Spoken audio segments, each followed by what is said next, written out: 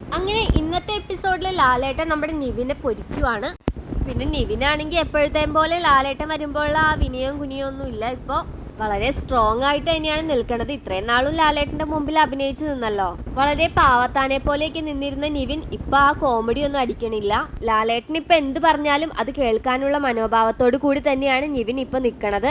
എന്നിട്ട് ലാലേട്ടൻ വരുമ്പോ തന്നെ ചോദിക്കുവാണ്, എന്താ നിവിനെ നിന്റെ പ്രശ്നം, ഞങ്ങളും കൂടി അറിയട്ടെ എന്താ നിന്റെ പ്രശ്നം എന്ന് പറയൂ എന്നൊക്കെ. എന്നിട്ട് ആ സമയത്താണെങ്കിൽ ക്യാമറ നിവിനെ എടുത്ത് കാണിക്കുന്നുണ്ട്, അതേപോലെ തന്നെ അനുമോളെ എടുത്ത് കാണിക്കുന്നുണ്ട്. പിന്നെ കട്ടക്കലിപ്പിൽ നിൽക്കുന്ന ലാലേട്ടനെയും.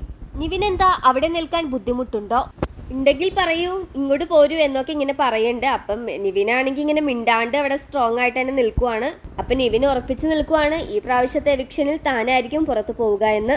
നിവിന്റെ തമാശകളൊക്കെ ഒരു പരിധി വരെ ഞങ്ങൾ അംഗീകരിച്ചു തരും, അതിൽ കൂടുതൽ പറ്റില്ല കേട്ടോ. ഇവിടെ എന്ത് വേണം വേണ്ട എന്നൊക്കെ ഞാനാണ് തീരുമാനിക്കുന്നത്, ഇത് എന്റെ സ്പേസ് ആണ് എന്നൊക്കെ ഇങ്ങനെ നിവിന്റെ മുഖത്ത് നോക്കി തന്നെ ഇങ്ങനെ ലാലേട്ടൻ ഭയങ്കര കട്ടക്കലിപ്പിൽ ഇങ്ങനെ പറയുവാണ്. ലാലേട്ടനാണെങ്കിൽ ഇങ്ങനെ ചൂടായിട്ട് നല്ല രീതിയിൽ പൊരിക്കുന്നുണ്ട്. നിവിനെ മാത്രമല്ല ആര്യനെയും അക്ബറിനെയും ഒക്കെ പൊരിക്കുവാണ്. അതുപോലെ തന്നെ ഒരു എവിക്ഷനും ഇന്ന് നടക്കുന്നുണ്ട്. അപ്പൊ ഇനി എന്താകുമെന്ന് നമുക്ക് കാത്തിരുന്ന് തന്നെ കാണാം.